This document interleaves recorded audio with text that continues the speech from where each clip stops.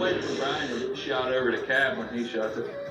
With the battle bumper in place, These people are mentally handicapped. It should be Hawk design, not the way they spelled it.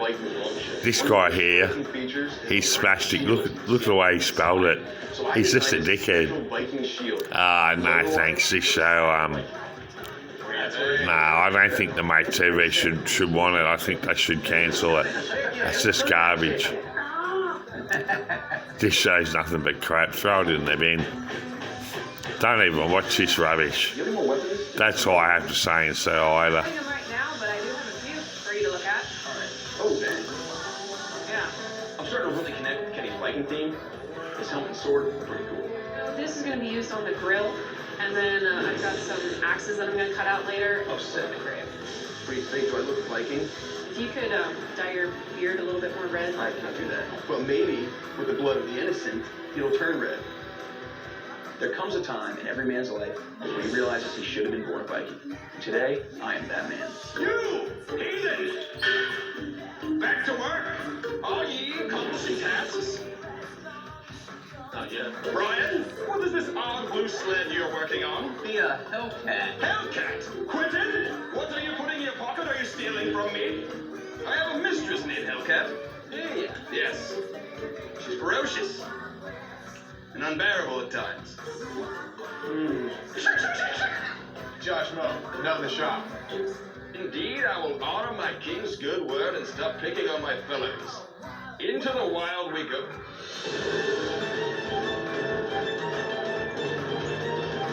Damn glad hairs to put these pumpkin people in their place. By whacking their heads off. This is one powerful horse you have. Thank you. Approach the village and wait for my signal to attack. Hold. Charge! Get it. Kill it. Thou art no match for my mighty sword. Our foes have been vanquished, and our quest is complete. Back to Sir Kenneth. Come on.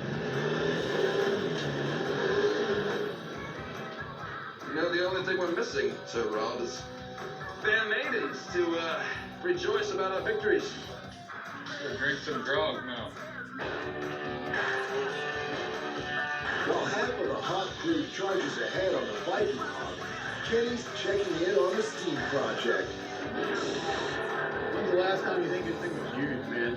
Oh, kind of like 30 years ago. That's only one part of this catastrophe. All right. Earlier, Kenny revealed his plans for a second build that could potentially make enough extra money to cover the cost of a big rig. When's the last time you saw a steam-powered vehicle in an event? There's a reason why it's not practical. But first, the mechanics have to get it working.